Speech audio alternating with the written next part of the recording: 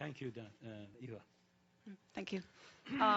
Thanks very much. I'd like to touch on something that Sarah Flounders mentioned, which is that today in the General Assembly, the representative of my country, Canada, is raising or has raised a resolution which is not about human rights. It's not about the people of Syria.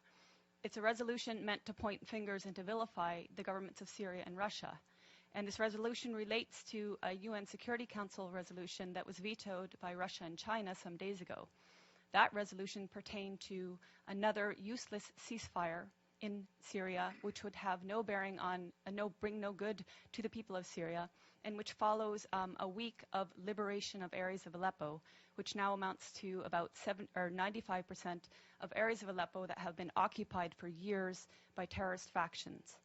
So at this time, when 100,000 civilians in these areas occupied for years by terrorist factions have been liberated, the UN, parties in the UN wanted to impose another ceasefire. And I want to remind people why these ceasefires are indeed pointless. The last ceasefire in September was from the very start negated by 20 main terrorist factions who declared they were not going to participate, and from the very beginning violated the ceasefire over 300 times during the duration of the ceasefire. And not only these terrorist factions, while the Syrians and while the Russians adhered to the tenets of the ceasefire, but the American-led coalition itself violated the ceasefire by targeting Syrian army positions in Deir ez-Zor, killing at least 83 Syrian soldiers in a prolonged attack that lasted nearly 1 hour and which enabled ISIS to overtake that position. So this is one reason why a ceasefire is pointless at this point in time. There is no faith that any of the parties that the US and Western leaders who have funded these terrorists, there's no faith that they can actually control the terrorists and get them to adhere to a ceasefire. And the people of Aleppo want Aleppo to be completely freed. And I speak having been to Aleppo 4 times, and this is the will of people in Aleppo. So on that note, I'd just like to talk about briefly, I've been to Syria 6 times since 2014, 2 of which were with international delegations, and 4 times were independently on a visa I applied for, paid for, and waited for. My trips have been self-funded or fundraised, and I've gone at my own risk and been able to travel freely in the country to areas I wish to travel to. I've been many times to Homs, to Malula, to Latakia, Tartus, Siaf, Sweda, and again, Aleppo 4 times. And I mention these because I think it's important people realize I have, wherever I've gone, I've spoken in Arabic to the people I'm speaking with. What Donna, what Sarah have said, that the people support their army and government is absolutely true. Whatever you hear in the corporate media is the complete opposite. And on that note, what you hear in the corporate media, and I will name them, BBC, Guardian, New York Times, etc., on Aleppo is also opposite of reality. Aleppo since 2012 has been inhabited by different terrorist factions, among them al-Nusra, among them the so-called Free Syrian Army, which has committed the same heinous acts of terrorism as al-Nusra, as ISIS, as Ahrar al-Sham, as Nuruddin al-Zinki, which beheaded a 12-year-old Palestinian child and somehow is still deemed moderate. Since 2012, these areas of Aleppo, which have now recently been freed, their occupation by these terrorist factions has meant the greater Aleppo, the 1.5 million plus population of greater Aleppo have suffered sieges, denying them food and medicine. They've suffered for years a want of electricity and water, and they've suffered daily bombardment by these terrorists of mortars, of gas canister bombs, which are improvised and made locally, of water heater bombs, which are even more powerful and can level floors of entire buildings, of conventional weapons like Grad rockets supplied by the West, and etc. As I said, they've suffered these attacks on a daily basis, and even now, because there are still Western-backed terrorists in pockets of Aleppo, there are still mortars and gas canister bombs raining down, and people are still dying in Aleppo. This is another reason why the liberation and securing of these areas is imperative, because that will actually bring peace to Aleppo. Now, my colleagues here mentioned the nature of unity in Syria and the fact that Syrians see themselves first as Syrian before any sect. This is an important point because our media and the Gulf media has made Syria out to be sectarian, which is something the Syrians themselves have denied. But it's a tool to make people confused. It's a tool to make people believe that it's Sunnis against Bashar al-Assad, when in fact bear in mind that Aleppo is overwhelmingly Sunni and is with the government and is with the army and is suffering from the terrorists who declare that they are liberating the city in Syria. Other points about Aleppo are hospitals in Aleppo have been attacked. I'm sure you've heard in the media that hospitals have been attacked. Well, this media is referring to the pockets of Aleppo that were occupied by terrorists.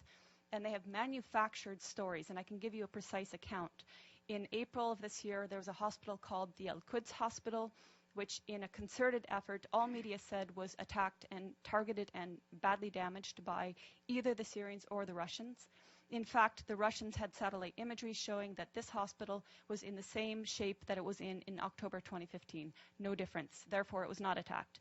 Months later, The Guardian, which is a prominent British newspaper, actually said the Al-Quds Hospital that it had alleged months prior to be attacked and destroyed was treating victims of so-called chemical weapons attacks. So even the media that is lying is inconsistent in their lies.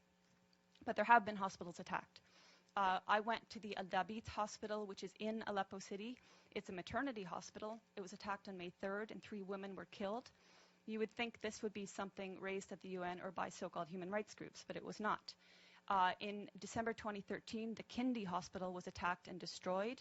It was the largest and best cancer treatment hospital in the Middle East.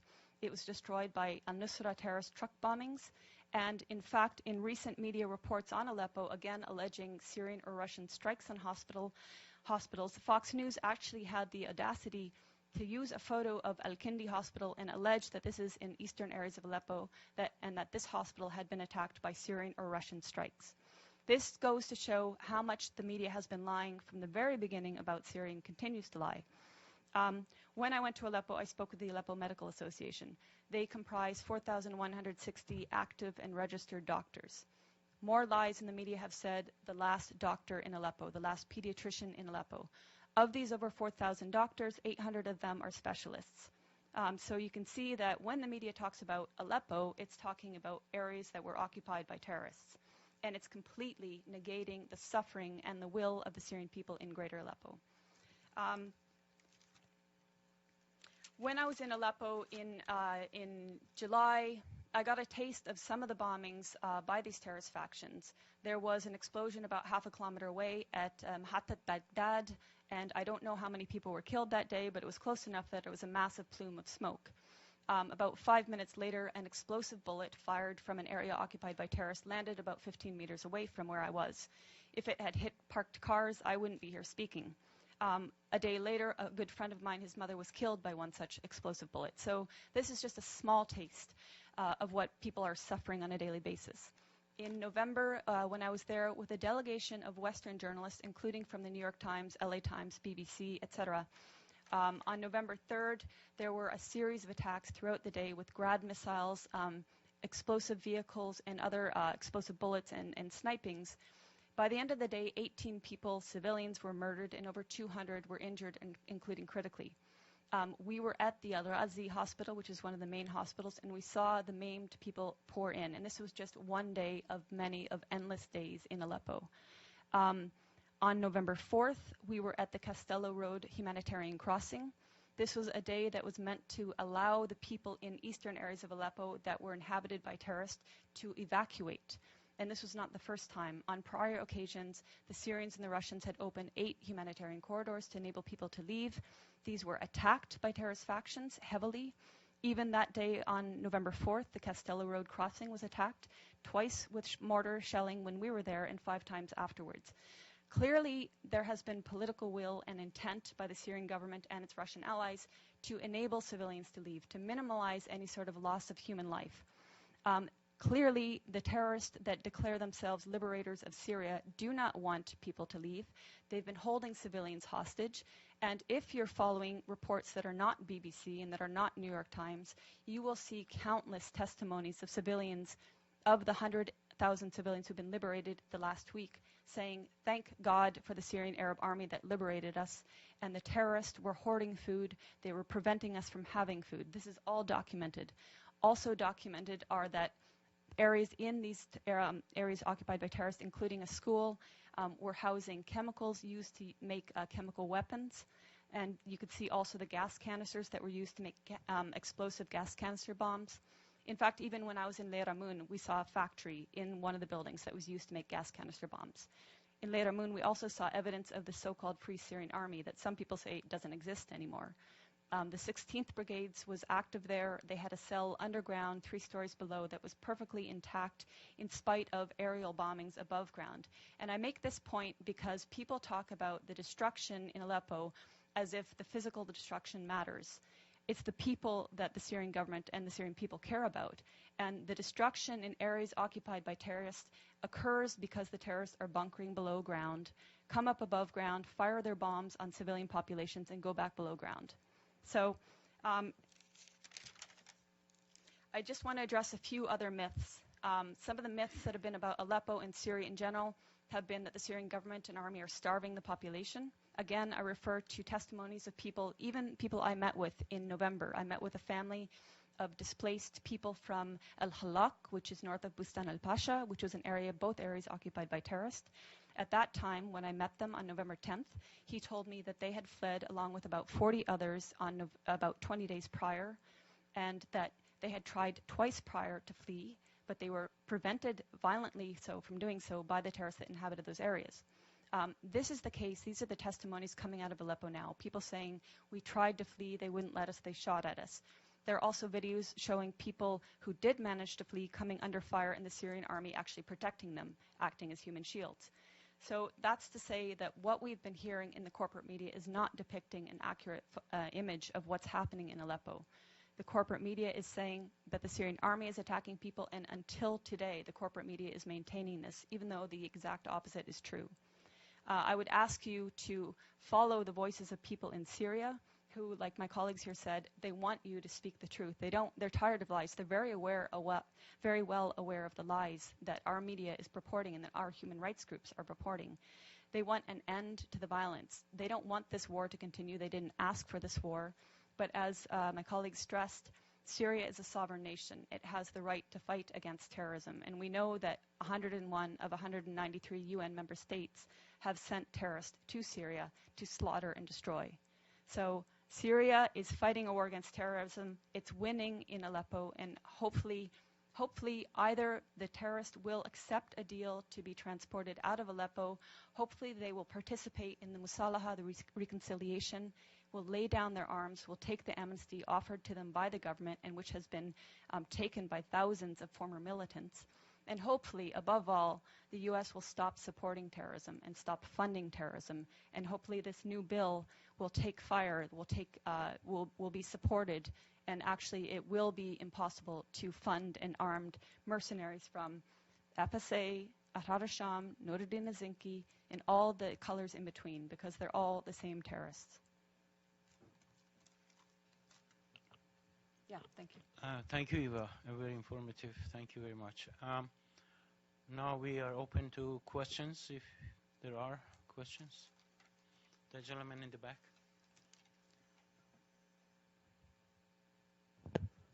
Thank you very much. I'm Christopher Ronneberg with the Norwegian newspaper Aftenposten. A question for, or two questions for Ms. Bartlett here. As a journalist, I'm sure you can appreciate getting other impressions than empirical impressions from the ground. When you talk about the Syrian people and what the Syrian people want, how can you quantify that? Do you have any independent surveys where you can actually document that? And secondly, you talk about the corporate media, the Western media, the lies, and all of this. Could you explain what you think might be the agenda from us in the Western media, and why we should lie, why the international organizations on the ground should lie, why we shouldn't believe all these absolutely documentable facts that we see from the ground, these hospitals being bombed, these civilians who are talking about the atrocities that they have been experiencing. How can you justify calling all of us liars? Sure. Thank you. I mean, there are certainly honest journalists amongst the very compromised establishment media. Let's start with your second question. So, international organizations on the ground. Tell me which ones are on the ground in eastern Aleppo. Yeah, okay, I'll tell you, there are none. There are none. These organizations are relying on the Syrian Observatory for Human Rights, which is based in Coventry, UK, and which is one man. They're relying on compromised groups like the White Helmets, which, let's talk about the White Helmets. The White Helmets were founded in 2013 by a British ex-military officer. They have been funded to the tune of $100 million by the US, UK, and Europe and other states. They purport to be rescuing civilians in eastern Aleppo and Idlib, yet no one in eastern Aleppo has heard of them. And I say no one, bearing in mind that now 95% of these areas of eastern Aleppo are liberated.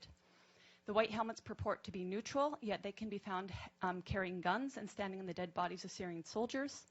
And their video footage actually contains children that have been recycled in different reports. So you can find a girl named Aya who turns up in a report in month, say, August, and she turns up in the next month in 2 different locations. So they are not credible. The SOHR is not credible. Unnamed activists are not credible. Once or twice, maybe, but every time, not credible. So your sources on the ground, you don't have them. As for your agenda, not your, but the agenda of some corporate media, it is the agenda of regime change. How can the New York Times, I was reading it this morning, or how can Democracy Now!, which I was reading the other day, maintain until this day that this is a civil war in Syria? How can they maintain until this day that that the protests were unarmed and nonviolent until, say, 2012? That is absolutely not true. How can they maintain that the Syrian government is attacking civilians in Aleppo when every person that's coming out of these areas occupied by terrorists is saying the opposite? So that's with regards to your question on lying Western media.